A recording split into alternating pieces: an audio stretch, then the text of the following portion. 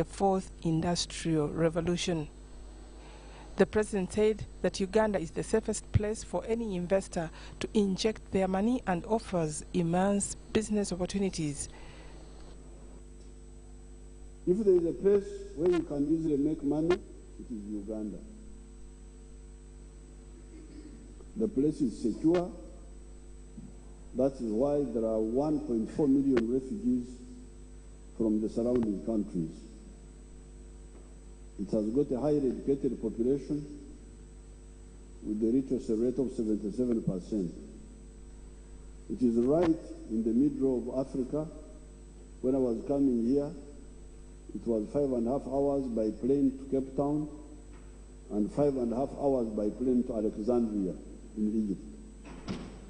So once you're in Uganda, you are in the heart of Africa. He said that the NRM government has put in place enabling infrastructure to facilitate production of goods and services, adding that it has greatly lowered the cost of doing business.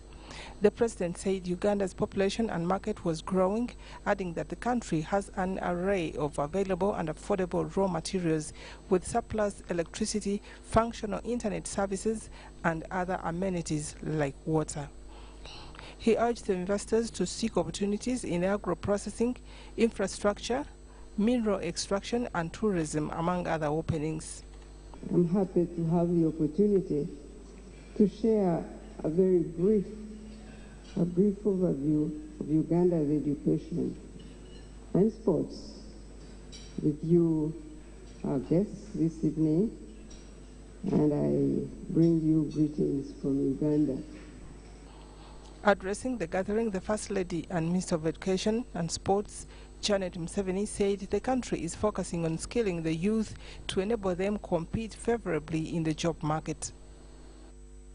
In another development, President Museveni held discussions with Professor Klaus Schwab, the founder and executive chairman of the World Economic Forum, an international organization for public-private cooperation. The meeting took place at Cape Town International Conference Center on the sidelines of the ongoing World Economic Forum on Africa conference.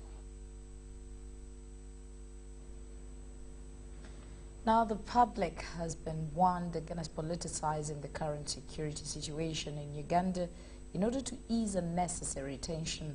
Minister for Internal Affairs General J.J. Odong says that the Ministry of Finance will review taxes on CCTV cameras to make them affordable. Odongo was presenting the security situation report to Parliament, which comes in a wake of increased kidnaps and unexplained murders in the country. Scenes like this have been common on both social and mainstream media, attracting concern among the public, from border motorcycle riders to revelers, service providers, and most recently social workers. All have suffered kidnaps and murder. Mariana Girinya, a social worker, has been the latest victim, which prompted Parliament to question the safety of Ugandans. To this, a response has been provided. We as security agencies have also carried out a self-examination and an analysis, and we have established that there is a need for self-rectification. For example, we are going to improve our 99 and fixed line call system so as to improve our contact with the population and our response time. In a report, Minister for Internal Affairs General J.J. Odongo blames the current situation on drug abuse, particularly among the youth. This abuse unduly influences their behavior patterns. Mityana Municipality Member of Parliament Francis Zake sought responses to what he described as unanswered questions. What are you doing in these cases to help the relatives to get justice? Because police is not responding to them. Another question, you've talked about the emergency lines that you're going to improve. You always promise about these emergency lines, but I've tried out myself to contact the 999. I can tell you can spend the whole day. I've even put my boys around, my fellow youths, to always try these numbers. They never pass through. I'd like to encourage all of us to avoid politicizing security. Security is a common good. Let us all work together on establishing security. We are not politicizing in this matter. These things are real. People are kidnapped every day. People are murdered. Yes, some of the cases we come up with, these are just a few cases, but so many cases go unheard. So about this very issue, even as we are talking right now, there is someone else who is also being kidnapped. For now, action is required to end the rampant crime. So far, Internal Affairs Minister assured legislators of a tax waiver on CCTV cameras.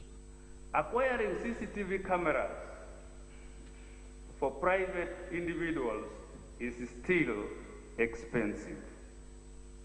We are now engaging the Ministry of Finance, Planning and Economic Development with a view to review the tax regime on this.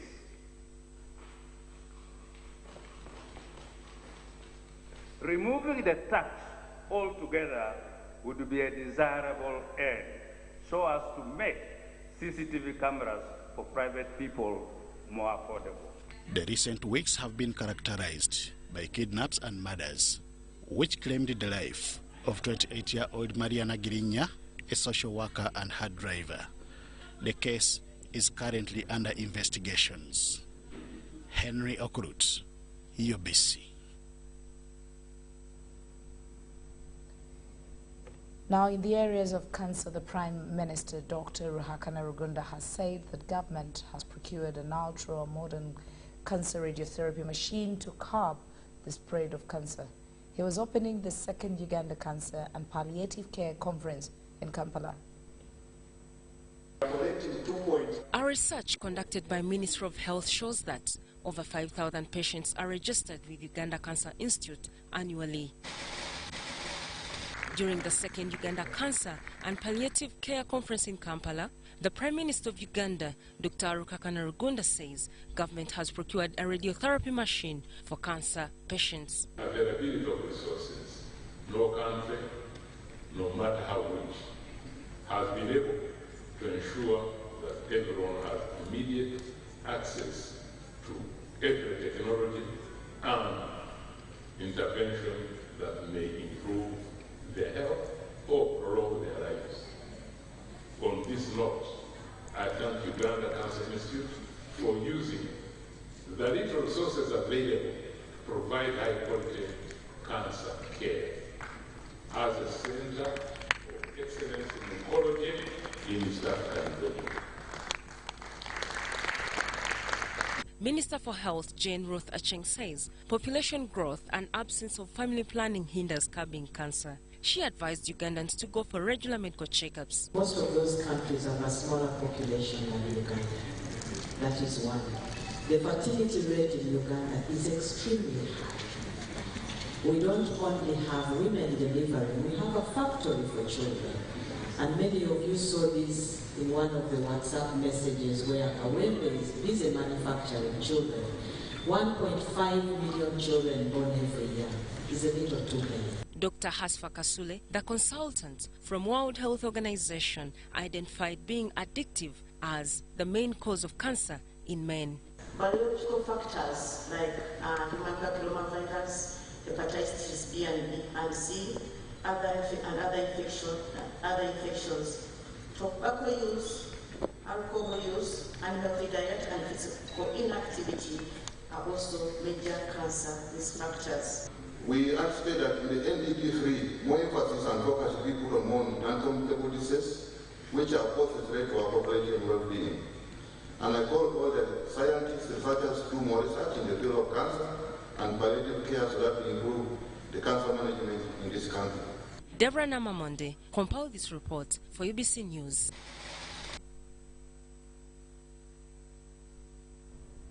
Now away from the health sector and into the Ugandan Parliament, where the Speaker of Parliament, Rebecca Kadaga, has called on Commonwealth parliaments to utilize the growing information and communication technology sector to ensure the efficiency of their legislative activities. Kadaga, who is also the Commonwealth Parliamentary Association International President, says that the theme of the 50th CPA Africa Region Conference presents an opportunity for countries to review the use of ICT in their parliaments with a call to share experiences for improved output. ICT, starting from the voter registration, we no longer have manual lists, so we can just improve. Now let me invite Honorable Dr. Ivan Chibanda, Member of Parliament from Zambia. He has a bachelor's degree in business administration. Must open the floor to the members of Parliament.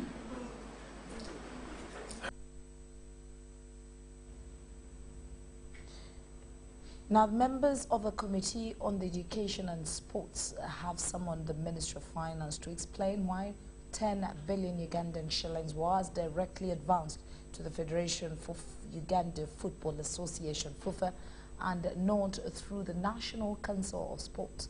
While meeting officials from National Council of Sports, the committee learned that the Ministry of Finance did not follow procedures when disbursing the money in question, which was a financial year 2017-2018. State Minister for Education and Sports, Charles Bakablinde, led officials from National Council of Education to appear before the Parliamentary Committee on Education and Sports. They were responding to the Auditor General's report for 2017-2018. Officials from National Council of Sports revealed to the committee that the PSST Minister of Finance, Keith Mahakanizi, instructed the council to ring-fence 10 billion shillings out of a total of shillings 16 billion provided for the council in the 2018-2019 financial year. That the directive which came to us tied our hands to ensuring that out of what is given to us, we first put aside 10 billion. This was a follow-up of another letter which was previously issued by the Permanent Secretary, Ministry of Finance and Economic Development, on 27th February 2018 to the Permanent Secretary, Ministry of Education and Sports.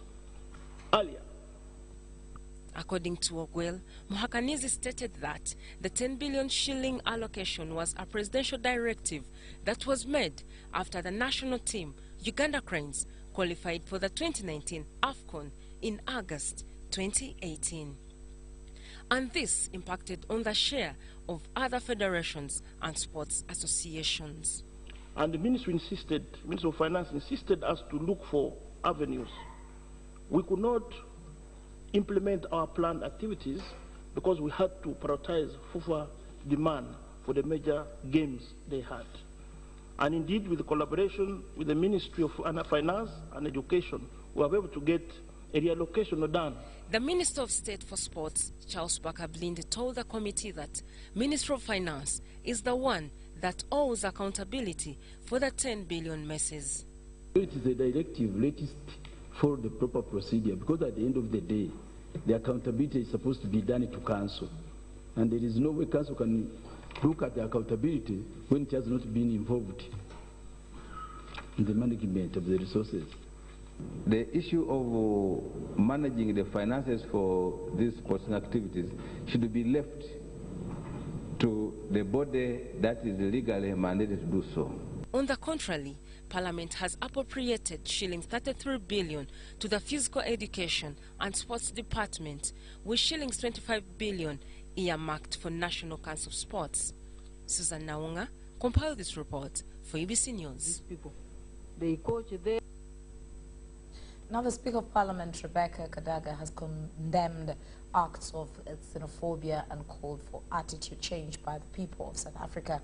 This call was made at the sidelines of the 50th Commonwealth Parliamentary Association meeting in Zanzibar, where all members unanimously called for an end on the prejudiced fury brewing within the continent. After the first democratic election in South Africa in 1994, Bishop Desmond Tutu referred to South Africa as a rainbow nation. This was a metaphor for coming together of all the different people who live in South Africa. But later scenes of violence on non-nationals orchestrated by South Africans seem to suggest that the rainbow has now got a dark side, and one filled with bigotry. At the 50th Commonwealth Parliamentary Association meeting in Zanzibar, a minute of silence was observed in memory of those who have lost their lives to xenophobic attacks in South Africa. A member of parliament from South Africa recommended that a delegation from CPA travels to South Africa and engage the president and the political leadership so as to secure a solution before the Commonwealth Parliamentary Conference to be held in Uganda. So that in Uganda we should be able to get a report, a detailed report, in terms of how or what steps the government of South Africa has taken to eliminate this situation that is currently happening. And this is not the first time it has happened a number of years. On his part, South Africa's Deputy Speaker of Parliament tasked the Commonwealth nations to observe the 1991 Harare Declaration, which warrants all Commonwealth nations to concern themselves with what happens in member countries. So that when the Commonwealth Parliamentary Association Africa region responds today, it will be doing what the Harare Declarations instructed us to do as Commonwealth Parliamentary Association on behalf of our country. Speaker of Parliament Rebecca Alitola Kadaga also called upon South African legislators at the meeting to put in place clear immigration policies for fellow Africans. Our colleagues to ensure that their immigration policies are more friendly to fellow Africans. For instance, in Uganda, when you have to go to apply for a visa, you must go there at 3 o'clock in the morning, stand in the queue until they open the office at 8 o'clock. And by 10, they are finished. If you have not been handled, you'll have to come back again tomorrow. That should not happen. Well, it's time for us to take a short break, but we will return with more News Tonight after this break.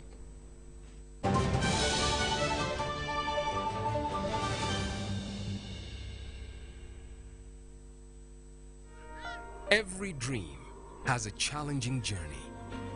Ours began in 1998 with a mission to drive the development of a robust communications sector in Uganda. We created structures to champion the dream. We've evolved, made discoveries, supported great minds, empowered Ugandans, and fostered a vibrant culture, enabling communication for all. Down the years, we've created memories and networks, uniting generations and building great partnerships. Together, we can go even further. UCC, celebrating 20 years of achievements. Ladies and gentlemen, welcome to the Pain Arena. Introducing on the right corner, Mr. Action, the reigning heavyweight champion in the ring against the Headache, the #1 contender. And the bell rings. Headache charges forward with a steady right and a left hook. Action dodges. He misses out with an inch. Wait a minute. Mr. Action launches back with a kick. The final blow. He is out.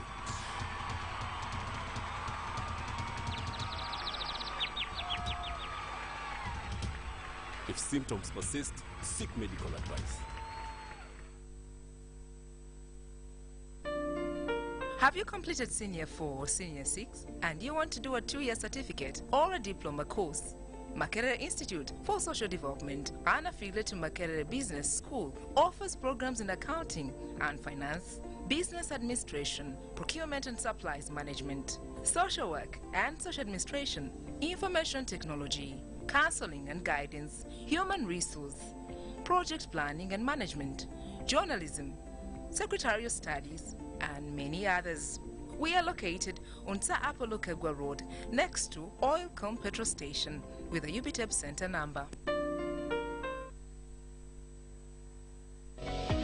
Forget the long line hassle. With OneXBet, the ball placing the perfect bet is at your fingertips. Bet anytime from anywhere. Best of all, payment is instant. Place your bet on whatever you choose. Virtual games, bet games, sports, and even live betting.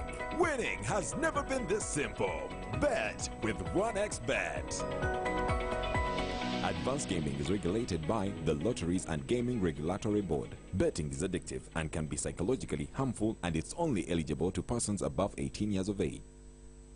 Does heartburn stop you from eating the things you love? Eating too fast, alcohol or spicy food can trigger acidity, heartburn, indigestion or flatulence. Your best bet is Better Cool. Better Cool works fast to relieve acidity, heartburn and indigestion. Trust Better Cool. Enjoy life. If symptoms persist, seek medical advice.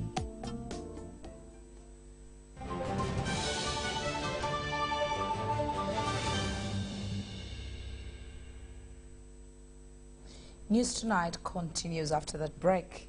Uganda will host the 64th Commonwealth Parliamentary Association Conference commencing on the 22nd to 29th of September at Munyonyo Commonwealth Resort in Kampala. The Commonwealth Parliamentary Association brings together 53 nations, former colonies of Great Britain that seek to create prosperity in member countries. It is the second time since the country last hosted the Commonwealth Parliamentary Conference, and that took place in 1967. The Commonwealth of Nations is a group of 53 states which were formerly British colonies. The association was created in the early 1900s when nations that were formerly a part of the British Empire began to secede. Its main goal was to ease the process of British decolonization. Uganda gained independence on 9th October 1962, which qualifies it to host Commonwealth events like Commonwealth Heads of Government Meeting, CHOGM, Commonwealth Parliamentary Association Conference, and Commonwealth Games, among others. This year, Uganda will host the Commonwealth Parliamentary Association Conference beginning 22nd to 29th this month. The conference at the Munyonyo Commonwealth Resort is the second after 52 years since 1967. Speaker of Parliament, Right Honourable Rebecca Kadaga, is the President-designate of the CPA and the Chairperson of the 64th CPA Coordinating Committee. The conference will run on the theme, Adoption, Engagement and Evolution of Parliaments in a Rapidly Changing Commonwealth. The conference will focus on issues of climate change, innovations in parliaments, facilitation of persons with disability, youth roundtable, CPA lecture, urbanization, sexual harassment, separation of powers. One of the key purposes of the CPA is to foster diplomatic relations, best practice in accountability, and good governance. Host governments can highlight particular issues they would like Commonwealth's support. For instance, the huge refugee burden that Uganda carries would spur action from member states in the form of humanitarian aid. This engagement maintains global unity through shared language, history, and culture despite growing independence and self-governance of former British colonies. Belonging to Commonwealth of Nations ensures better terms of delivery, like training member states to defend its integrity from the evildoers. Queen Elizabeth II heads the 53 countries that make up the British Commonwealth membership. Some of the 53 Commonwealth countries are India, Pakistan, Bangladesh, Malaysia, Sri Lanka, South Africa, Kenya, Uganda, Rwanda, Tanzania, Ghana, Mozambique, Cameroon, Malawi, and Canada. Despite massive geographic and demographic differences, these countries are united through their common values of democracy, human rights, and the rule of law. Mutonyi Hilda, UBC. But of course, just to remind you, the 64th Commonwealth Parliamentary Association Conference will take place on the 22nd, of course, starting from 22nd to 29th of this very month, 2019. Now, moving forward, Ministry of Works and Transport needs 800 billion Ugandan shillings to maintain the roads The Minister for Works and Transport, Monica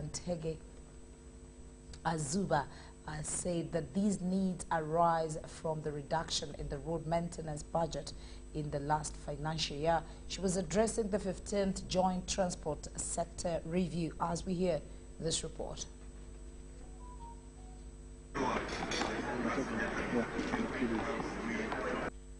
The Prime Minister, Dr. Ruhakana Rugunda, has asked the Minister of Works and Transport to address the problem of traffic congestion in the city. It was contained in a speech read by the First Deputy Prime Minister, General Moses Ali, during the 15th Joint Transport Sector Review at Speak Resort, Munyonyo.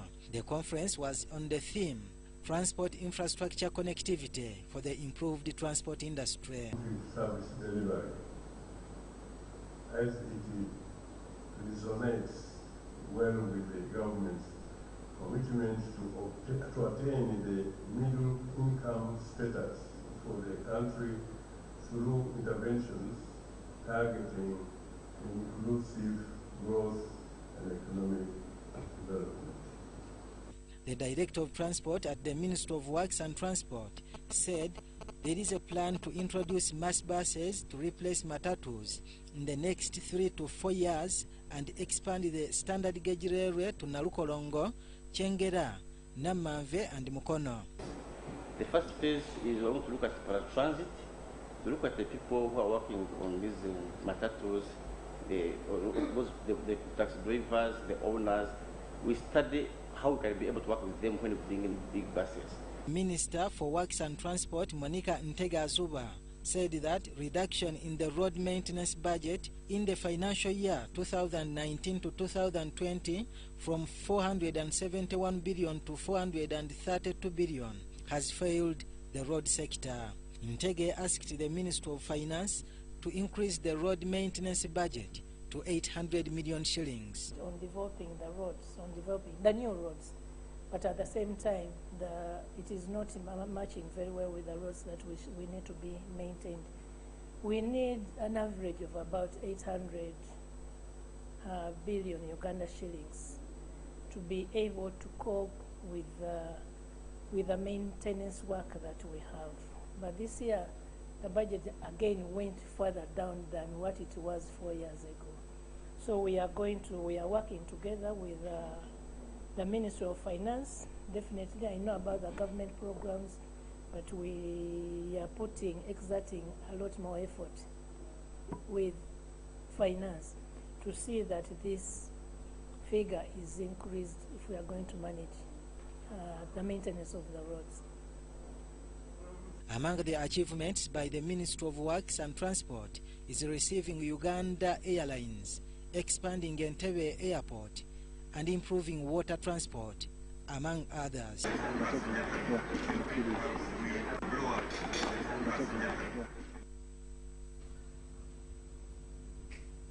Now, the head of State House Anti-Corruption Unit, Colonel Lieutenant Nakalema, has urged teachers to live a corrupt-free lifestyle if the country is to realize effective service delivery. She was addressing key sector players in the education sector at the Association of Secondary Schools Head Teachers AGM, which means annual general meeting in Arua district. Uganda loses 2 trillion shillings of the national budget to corruption, which affects the country's future. Government through the State House Anti-Corruption Unit has embarked on a sensitization program to fight corruption. The team led by Lieutenant Colonel Edith Nakalema has engaged with head teachers from all over the country on the role of a teacher in the fight against corruption. During the engagement, Lieutenant Colonel Nakalema enumerated the different forms of corruption but questioned why schools still charge admission fees, which he says it is against government policy of access to education. Because if people are going to buy themselves in schools, then you are not going to produce right people to be in offices. So let people determine who is going to which school by looking at their performance, not what their parents have paid to make them who they are. And that, surely teachers, you can control. And in their response, head teachers had this to say. Because the worry of some of the head teachers is that they have an admission list, but they are not sure of who is coming and who is not coming. So some schools have it that if you want to take the admission letter, you pay a commitment fee to show that you are going to come. Of different types. A private school is doing business. A government school is giving service. So I don't know of any government school which can charge admission fee. We would be beating the logic behind access to education. Mbale SS purely students come when they have been selected. So what I have heard, it could be between 10,000 and 20,000 on private arrangement, but students who are selected never pay a coin.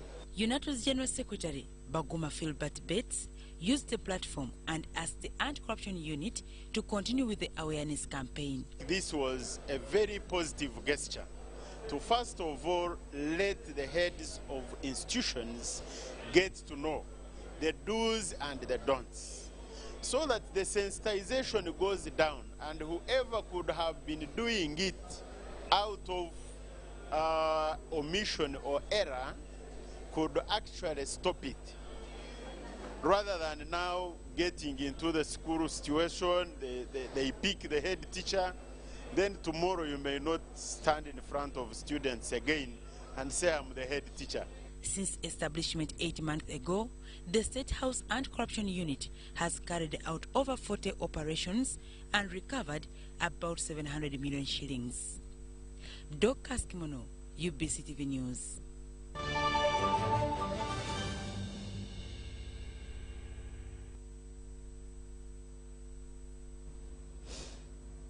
Welcome to the business desk as we start off with the oil and gas sector. Now, through skilling up for the construction project, over 800 unemployed and uneducated youth in Kampala and Pakwach have been trained and unveiled internationally certified workforce for the oil and gas industry in Uganda. Let's hear from Mark Arnold. The long-awaited investment decision has not stopped adequate preparations for a successful oil and gas sector. Implemented by the Employment and Skills for Africa program, Solid Rock Life and Business, the project aims to accredit over 1,500 youth with an internationally recognized ECITB certification. We are putting in place such things like the career event we have now. So we are inviting other companies that in their day-to-day work they hadn't realized that actually there is a certain level of skill in the market that they can make use of. So the career event is one of them that we are holding today. So we have invited a number of companies. If you look around, most of them are not oil and gas companies. They are construction companies, they are manufacturing companies. So basically we are making them aware that we have these people in place. Please come and take them up. Backed by government's National Content Regulation of 2016, the Skills for Construction project will provide hands-on employment skills to the youth, focusing on the oil and gas sector. Because 1,500 Ugandan is a big number. But the market needs about, close to 17 to 20,000, in a range of technical skills. So from welding, pipe fitting, rigging, electrical, mechanical, and etc. And these are semi-skills. We're not talking about the engineers. And the industry has very high standards. So it requires that training, come with international certifications. Because of the standard that the oil and gas industry is expecting. Comes with health and safety, very strong health and safety, background. Despite the current low levels in uptake of their trainees by local construction companies, the project's implementers have set in place follow-up strategies to guarantee jobs.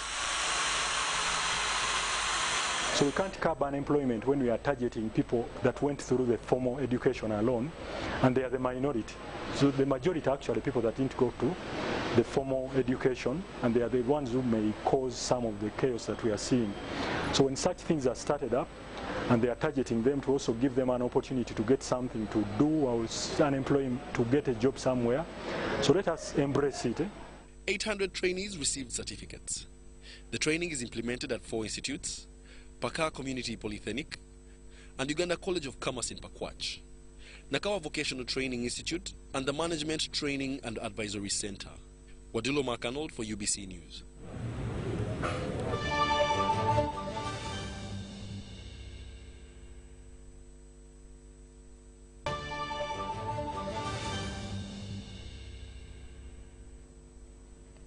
time for us to cross borders.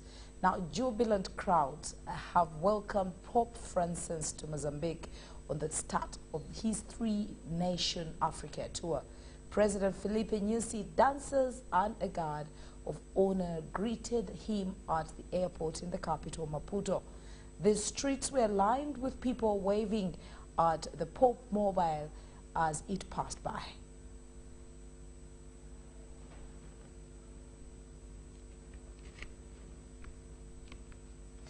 And then as we cross over to Iran, Iran is to lift all limits on nuclear research and development, the latest step in reducing its commitment in the 2015 nuclear deal with world powers. President Hassan Rouhani said that from Friday, the country would begin developing centrifuges to speed up the enrichment of the uranium. Last year, the U.S. withdrew from the 2015 deal and reimposed punishing sanctions against Iran. Iran responded by abandoning the two other key nuclear commitments in July. Now, under the 2015 deal, Iran was not going to operate more than 5,060 pieces of the equipment used in making nuclear power and the bombs. Now, low-enriched uranium, which has about 3 to 5% concentration, can be used to produce fuel for nuclear power plants. Weapons-grade uranium is about 90% enriched, or even more.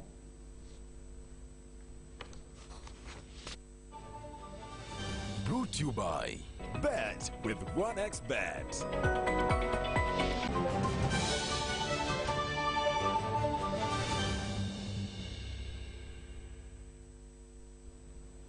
And in sports, the Cranes team has departed for Kenya ahead of an international friendly against the Harambee Stars, which is due on the 8th of September 2019.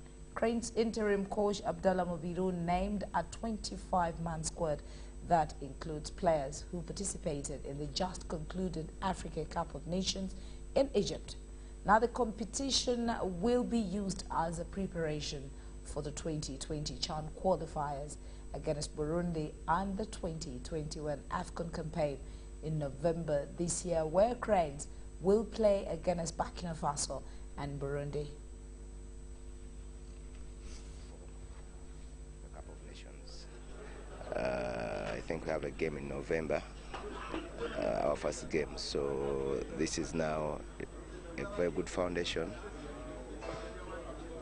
most especially for the coach who is going to come in and take over responsibility of managing this team.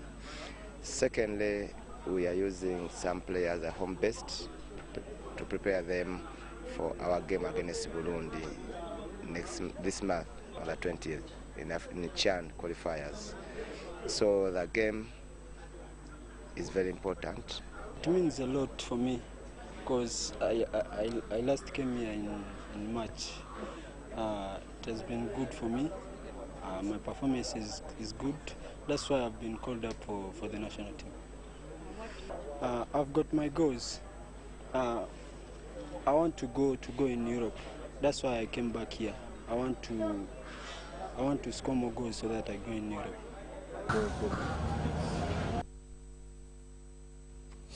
May the good Lord help him score more goals. Now, in football, Uganda Football Federation is determined in its pursuit to ensure quality players are chosen to represent the country at various global events, as we hear from John Barnes Centum.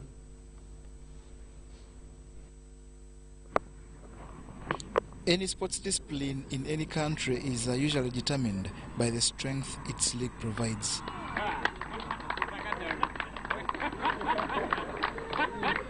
This is exactly what Uganda Football Federation intends to achieve from its national league that has entered its second match day at Mandela National Stadium, Nambole. Excellent players from now on will form the core of the national team at any international event, starting with next year's World Cup in Malaysia. Now we know that it can work. It can work. And you are the most important people because you have embraced our idea. I want to emphasize that you will be the greatest beneficiaries. For example, Colin just told you that if you want to get into a window to qualify to participate for the national football team, you must participate in the national league. In the national league. So this is the right platform if you want to aspire to be a national football player. The league has started in August and will have a further 2 outings to decide who finishes as champion. The 14-league team has Eminence Club, Ndeje and Makerere University Business School eyeing the men's crown, while a stroke club, Ndeje and Lady Woods, are inseparable among the ladies. 11 years down the road, people are beginning to what? To believe. So I want to assure you that even for this league, those of you who will be there for some time, you are going to see this. That we have started this league to grow the sport of football so that we give you a platform to compete just like any other player in any other national sport. Right now, there is a lot of engagement with the government, with the National Council, with the Ministry of Sports to see that they embrace the football sport. I'm thinking 2 years from now, the Football National League should have support from government. Other teams in the league are Zoe, St. Joseph's Technical Institute Kisubi, Makerere and Prowe. John Barnes, Sentamo, reporting. It is 46 minutes past 10 o'clock, and that does bring us to the very end of News Tonight at 10. But before we sign out, let's have that recap once again on our headlines.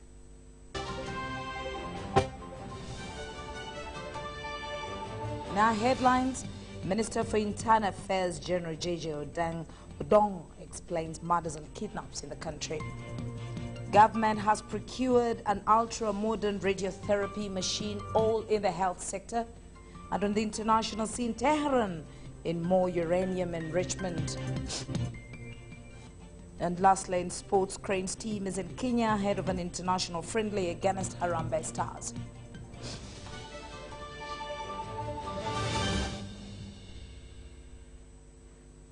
Again, thank you so much for choosing News Tonight and UBC in particular.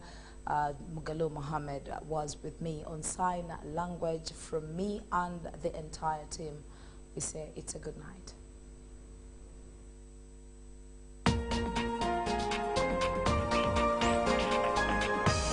Was brought to you by UCC, celebrating 20 years of achievements.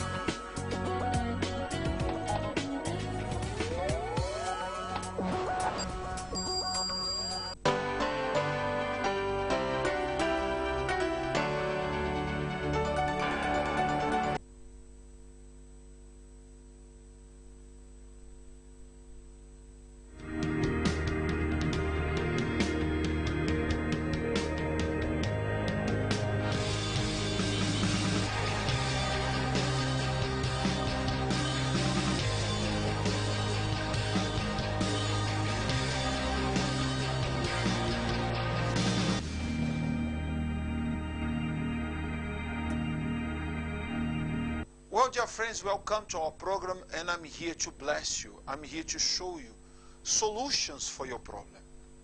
I'm sure that God can transform your life. Are you suffering injustice? Is your life a life of injustice since you were born? You were born in a family that they rejected you, that they didn't care much about you. You are living a life of trouble for so long that you never saw your life moving forward. You never saw results in your life. But I can guarantee you, your situation can change. Let us now watch this testimony of someone that suffered but overcame through the power of faith. At the Universal Church of the Kingdom of God. I'm a trimester. I've been a student at Ndeje University. Yeah, I was invited in church by my dad. I completed my senior 6 in 2013.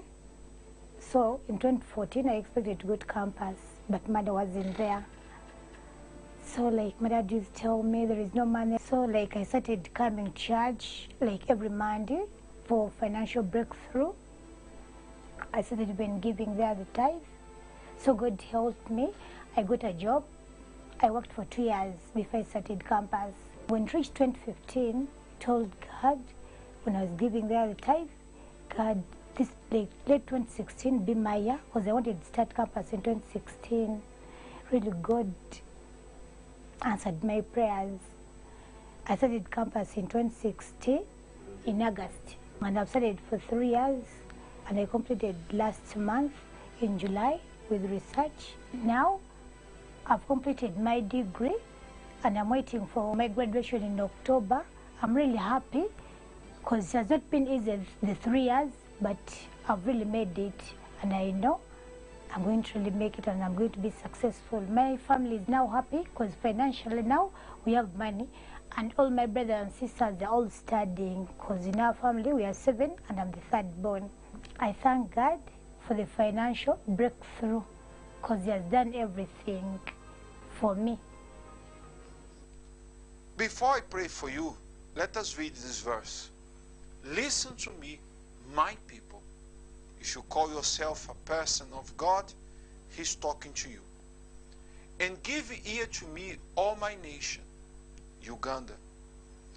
For law will proceed from me, and I will make my justice rest as a light of the peoples. All the peoples of the world, the justice of God will come as light. So let us call upon Him. Join us for a moment of prayer. My Lord, in the name of your Son Jesus, I call upon the God of justice. I call upon the God that created heaven and earth and doesn't want. You can change everything.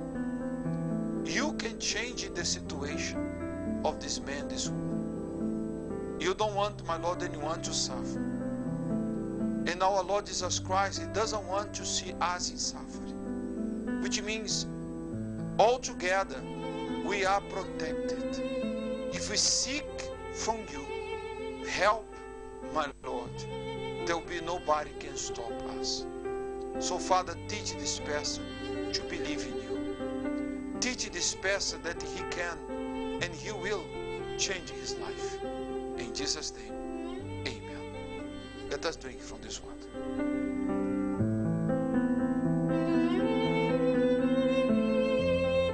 I'm inviting you for this Sunday to take part of one of our meetings, for you to come to the Universal Church on the 15th of September. There will be a big cry out all over the world for justice. And you are my guest. May God bless you next time. Bye-bye.